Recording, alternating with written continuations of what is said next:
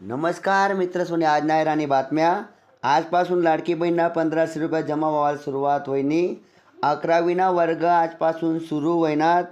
सरकारने pink E रिक्षा अनुदान दुप्पट कर. 56 लाखना वर शेतकरीसले कर्जमाफीना लाभ मिळणार.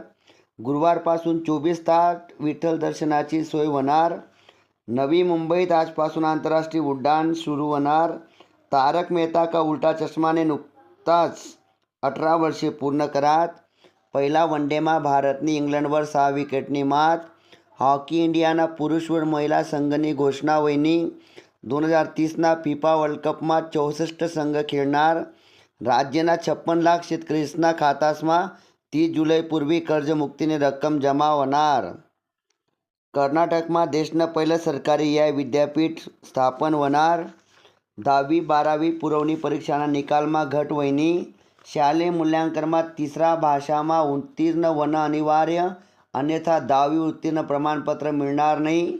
दुबार पेरणीनं संकट उनं तर जिल्हा नियोजन समितीतर्फे शेतकरीसले मोफत बियाणे मिळणार. महसूल मंत्री यांनी माहिती दिली.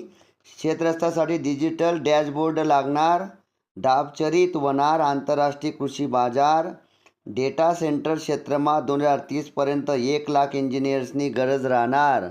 मित्रस्वनी, या होतात आज नाही राणी बातम्या.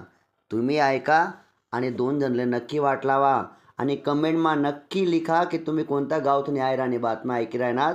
धन्यवाद.